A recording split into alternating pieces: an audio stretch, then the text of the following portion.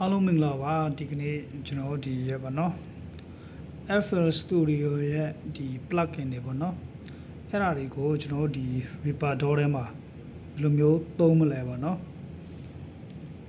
ဒီတခုခုဒီ Studio One တို့ဘာလို့မှလည်းအဆင်ပြေပေါ့နော်သုံးလို့ရတဲ့အတူတူပဲဖြစ်တယ်ဆိုတော့ကျွန်တော်တို့ဒီနေ့ဒီ Reaper DAW နဲ့ရှင်းပြမှာဖြစ်တယ်ပေါ့နော်အခါခွင့်ကြောင်ရင်တော့ Studio One နဲ့လည်းကျွန်တော်လုပ်ပြမယ်ကဲကျွန်တော်စလိုက်ရအောင်ပေါ့နော်ပထမအနေနဲ့ကျွန်တော်ဒီမှာ track တစ်ခုခေါ်မှာပေါ့နော်ခေါ်ပြီးရင်ဒီမှာဒီကောင်နှိပ်မယ်ထုံးစံတိုင်းပြီးတော့ဒီမှာပြန်နှိပ်မယ်ပြီးကြရင်ဒီမှာအောက်မှာ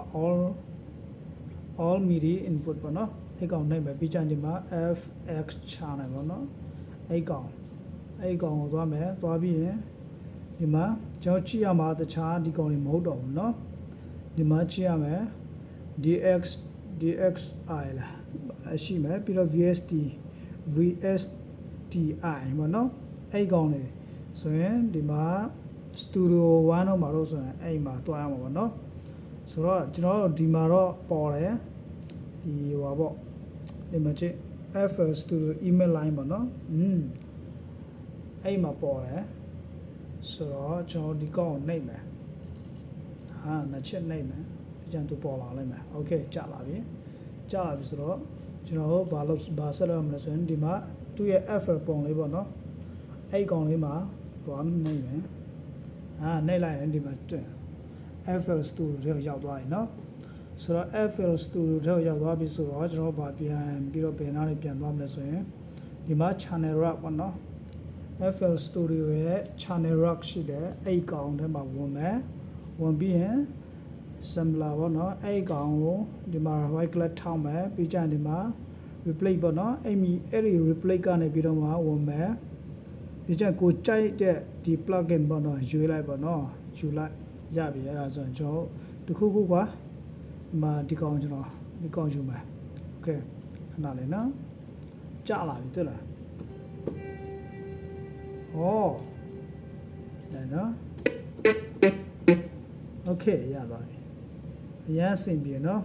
ဆိုတော့ကျွန်တော် plugin တွေအများကြီးသုံးစရာ download ဆွဲကြမလို့ပေါ့နော် CPU တော့ဘာလို့မနိုင်ဘူးဆိုရင်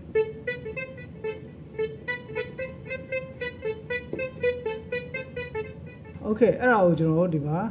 ဒီကောင်ကိုကြိုက်တယ်ဆိုပါတော့တခြားလည်းရနော်အများကြီးပဲရတယ်ကိုဒီ FL Studio ရဲ့ဒီ plugin တွေပေါ့နော် built-in plugin တွေကိုကျွန်တော်သုံးပြလို့ရတယ်မနော်ဆိုတော့ okay ကျွန်တော်ဒီမှာ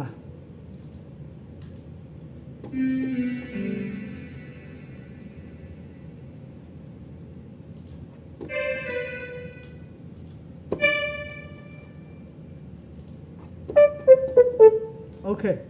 ဒါယူမထားပါတော့ဘယ်ပဲဒါတော့ကိုယ်စိတ်ကြိုက်ပါနော်ကိုကြိုက်တာယူလို့ရတယ်โอเคပြီးရင်ဒီမှာကျွန်တော်ဒီမှာချစ်ချစ်ခတ်နဲ့ထွက်မယ်နော်ဒီဘက်အစွန်ဆုံးမှာချစ်ချစ်ခတ်ရှိအဲ့ကောင်နဲ့ထွက်မယ်ပြီးကြရင်ဒီမှာဒီကောင်နဲ့ဒီလိုထွက်လိုက်ရပြီအဲ့ဆိုကျွန်တော် controller နဲ့ကျွန်တော်ချိတ်ဆက်ထားရဆိုရင် MIDI controller နဲ့ချိတ်ဆက်ထားရဆိုရင်ကျွန်တော်ခါတီးလို့ရပြီနော်အခုကတော့ဒီ Reaper DAW နဲ့ပြန်ရောက်သွားပြီပေါ့နော်တကယ်တော့ကျွန်တော်နောက်ထပ်တစ်ခုကိုကျွန်တော်ပြန်ပြီးတော့ကြိုက်တယ်ဆိုမှတော့ဒီမှာထပ်တစ်ခုပြန်ခေါ်ပေါ့ထပ်တစ်ခုပြန်ခေါ်ပြီးတော့မှထုံးစံနိုင်ပဲဒီကောင်ကိုအဲ့လိုလုပ်ပြီးကြရင်ဒီမှာပြန်ပြီးတော့ခေါ်ဒီမှာ FL Studio VSTI ပေါ့နော် email line ကိုနှိပ်မယ်နှစ်ချက်နှိပ်မယ်ပြီးရင်ဒီကောင်ကြာလာပြီမလားကြာလာပြီဆိုရင်ပြန်သွားမယ်ဒီမှာ channel rack ကိုပြန်သွားမယ်ကိုဒီမှာ right click ထောက်မယ် replay အဲ့နေရာကိုသွားမယ် replay ကနေပြီးတော့မှကျွန်တော်ကြိုက်တဲ့ຢာကိုရွေးလို့ရပြီပေါ့နော်ကျွန်တော်တနည်းအားဖြင့်ဒီမှာ base ဆိုရင်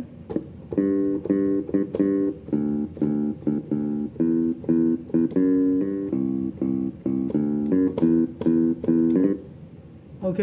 ဆိုတော့ဒီလိုလေးပေါ့နော်ကျွန်တော်လုပ်လို့ရတယ်ပေါ့နော်ဆိုတော့အကြောင်းပေါ့ဆိုတော့ဒီမှာပြန်ထွက်လိုက်မယ်ကိုကြိုက်တဲ့ຢာကိုသုံးလို့ FL Studio ထဲကပါပြီးသား plugin တွေပေါ့နော်ဒီကောင်တွေကို instrument plugin တွေကိုပြောနော်အဲ့ကောင်တွေကိုကြိုက်တဲ့လောက်သုံးလို့ရတယ် ဆိုတော့တခြားဒီသူ့ရဲ့ဒီ mixing ဘာတွေလောက်တဲ့ဟာတွေတော့ကျွန်တော်မရဘူးပေါ့လေဒီ instrument plugin တွေပေါ့နော်ဆိုတော့ပြန်ထွက်လိုက်မယ်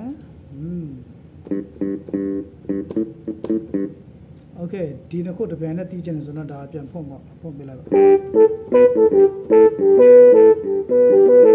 โอเคဒါပါပဲเนาะဆိုတော့ဒါကတော့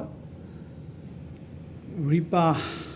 ထဲကနေပြီးတော့မှ FL Studio ရဲ့သူ့ရဲ့ပါပြီးသား plugin တွေပေါ့နော် instrument plugin တွေကိုဘယ်လိုမျိုးသုံးပြရ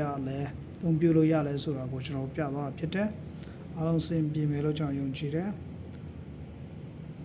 ဒီ Reaper တော့တခုပဲမဟုတ်ဘူးပေါ့နော်ဒီ Studio One တို့ဘာလို့မှရပါကျွန်တော်ကတော့ Studio One သုံးတယ်ပြီးတော့ Reaper FL Studio ပေါ့နော်ဒီတုံးကိုပေါ့ကျွန်တော်ရှောက်ပြီးတော့လေ့လာတာပေါ့အဲ့လိုမျိုးပေါ့ဒီတုံးကိုပဲတခြားတော့ရတော့ကျွန်တော်မသိဘူးเนาะဒီတုံးကိုမှာတော့အဆင်ပြေပါတယ်လို့ကျွန်တော် thank you ပါ